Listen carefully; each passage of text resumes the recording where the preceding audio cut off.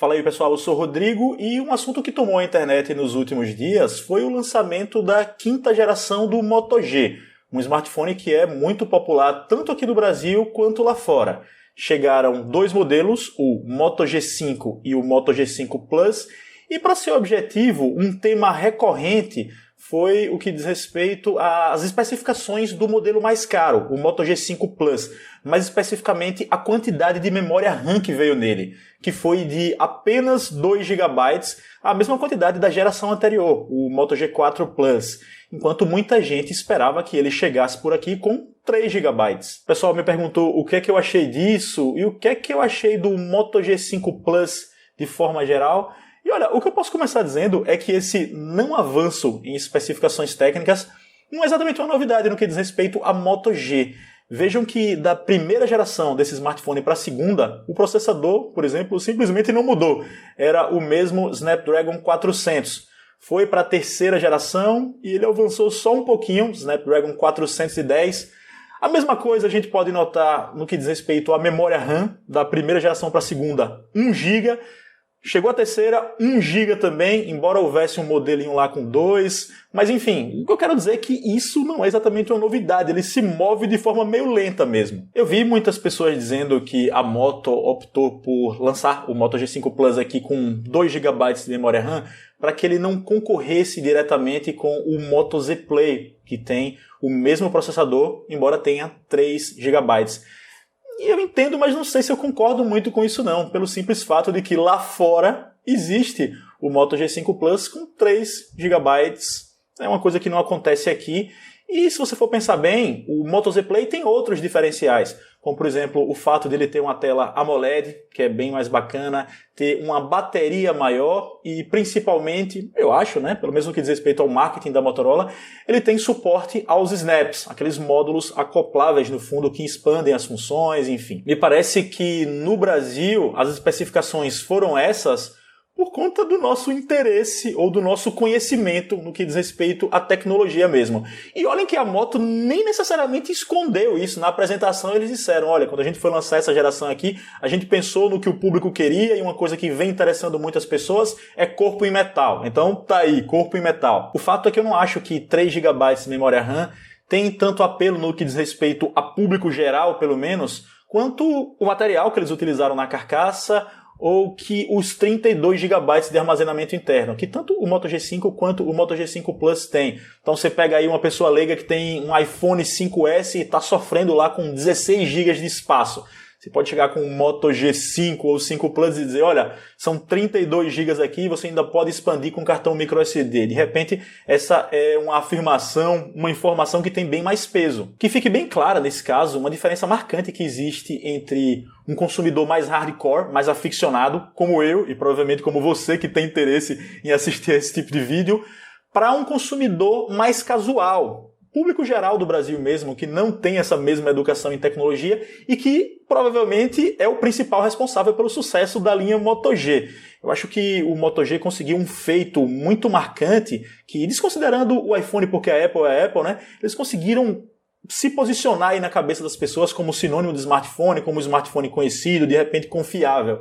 E aí o que a Motorola, a Moto, tenta analisar é cada mercado, o que é que cada mercado pensa sobre os telefones, o que é que cada mercado exige, pede e investe o mínimo possível para manter a coisa rodando em cada região. No Brasil, no caso, a gente tem interesses específicos e eles pensam nisso. Eu acho que a memória RAM não está aí, sabe? E aí pronto, eles chegam aqui e dizem, olha, esse é um telefone que tem 32 GB de espaço, tem design em metal, uma coisa mais premium, tem TV digital dentro dele e tem uma câmera melhorada com foco mais rápido. Sabem? Eu acho que isso é muito mais importante do que eles dizerem que tem 3 GB de memória RAM. Aqui no Brasil, a Asus eu acho que conseguiu até uma coisa interessante, que foi empurrar a memória RAM como uma especificação importante quando ela lançou o Zenfone 2. O grande trunfo do Zenfone 2 era isso, o fato de ele ter 4 GB de RAM, era muita coisa, eles puseram isso na propaganda e eu acho que surtiu certo efeito, mas ainda assim não dá para dizer que é uma regra, que é isso que conta na cabeça das pessoas. Na verdade, eu acho que não é, Não conta tanto assim. E nesse caso, não me entendam errado. Pessoalmente, eu preferiria sim, por exemplo, que esse telefone não tivesse tela Full HD. Para mim, seria ok se ele tivesse uma tela HD. Para mim seria ok se ele não tivesse TV digital em troca desses 3 GB, porque, enfim, a gente que é mais aficionado sabe que a médio prazo, né, se a gente quiser fazer um investimento um pouco mais duradouro, no Android memória RAM é muito importante, mas, mais uma vez, certamente eu não sou o foco principal da Motorola com esse tipo de lançamento. Embora, ainda assim, pelo marketing tão forte, né, pelo buzz que o lançamento gera, eu e pessoas como vocês também podem se interessar e acabar pegando um telefone desse. Agora, uma coisa que eu realmente fico pensando é a seguinte: na geração passada foram 3 modelos, Moto G4 Plus por 1.500, Moto G4 na casa dos 1.300 e o Moto G4 Play mais barato na casa dos 1.000 e depois foi caindo. E aí existia essa gradação um pouco maior de preços, né? Não foi o que aconteceu na geração atual. É só Moto G5 por 1.000 e Moto G5 Plus por 1.500. Essa diferença de preço entre eles é considerável. 500 conto é muito dinheiro, né? E aí, se você for pensar em um público casual, eu acho que o Moto G5 meio que já tem as coisas que são necessárias para satisfazer. Ele, inclusive, tem o leitor biométrico com todas as funções que existem também no Moto G5 Plus. Então, me parece que para muita gente, nesse caso, um Moto G5, devido à diferença de preço, pode acabar sendo a opção mais interessante. Ele tem até a mesma quantidade de memória RAM, né? 2 GB. Eu, sinceramente, para muitas pessoas que normalmente vêm me perguntar: Rodrigo, que telefone eu posso comprar até R$1.000, de repente passando um pouquinho se valer a pena?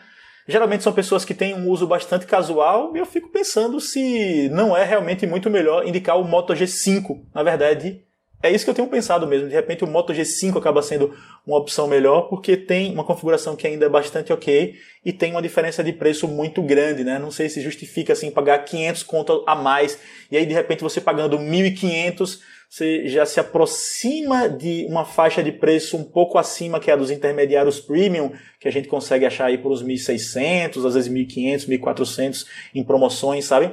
Então, acho que o Moto G5 Plus tem esse desafio aí, embora, enfim, muita gente simplesmente gosta da linha e aí paga lá o que ele custa e simplesmente leva, porque questão de gosto, às vezes, aliás, muitas vezes, é um lance subjetivo e a gente não tem como ficar analisando demais quando a pessoa simplesmente quer comprar, né? Mas é isso aí, pessoal. Eu queria fazer esse breve comentário, talvez não tão breve assim, sobre o Moto G5 Plus. As pessoas vinham pedindo para que eu fizesse isso. Tinha um tempo que eu não fazia um vlog só tagarelando por aqui, né? Tá aí. Espero que vocês tenham gostado desse vídeo. Se vocês gostaram, por favor, cliquem em gostei. Se é a sua primeira vez aqui no canal, clique em inscrever-se, porque assim você acompanha meus próximos envios ao YouTube. Sigam-me nas redes sociais. Um abraço. Já tô com ele aqui, ó. Moto G5. Vou testar decentemente e fazer o review.